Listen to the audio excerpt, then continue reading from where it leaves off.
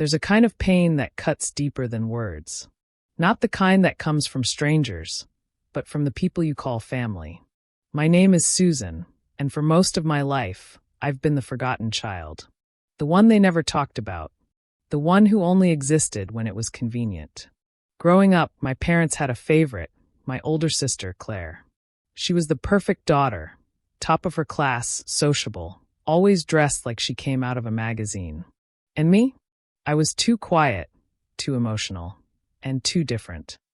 Every family event, birthdays, dinners, reunions, they found a way to leave me out. Sometimes they'd say they forgot to tell me. Other times, they'd say they thought I was too busy. But I wasn't busy.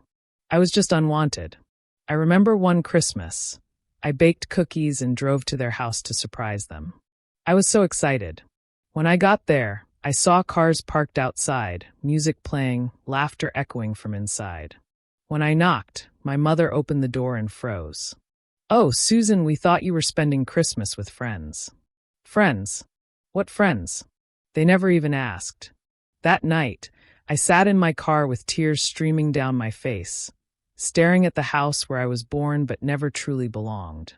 That was the moment I decided, if my family couldn't see my worth, I'd show them through what I'd become. So I left town and started over. It wasn't easy. I worked 3 jobs to survive. Slept on floors. Ate cheap noodles.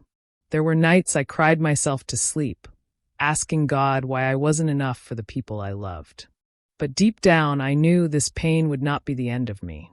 I started a small online business, designing handmade jewelry.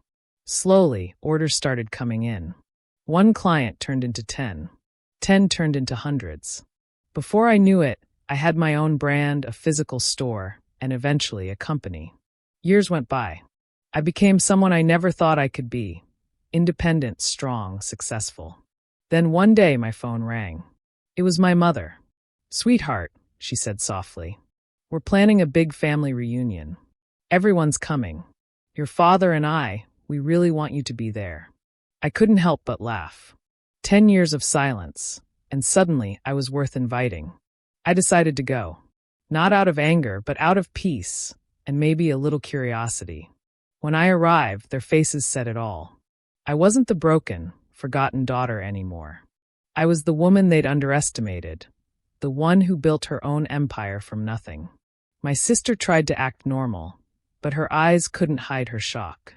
My parents suddenly couldn't stop talking about me, bragging to their guests about my business and my success, as if they'd been part of it. I didn't argue. I just smiled. At one point, my father raised a glass and said, "We're so proud of our daughter Susan. She's proof that our family raises strong, successful people." And for a moment, I wanted to say something. I wanted to remind him of all the times I sat alone on holidays, waiting for an invitation that never came. But instead, I simply smiled and said, "Thank you, Dad." I guess sometimes, being left out teaches you how to stand tall on your own. There was silence. Everyone knew what I meant. I left early that night, drove back to my home, my own mansion, and looked at the lights glowing through the windows. That's when I realized something. The peace I felt in that moment was worth more than any apology. Because the truth is, I didn't need their acceptance anymore.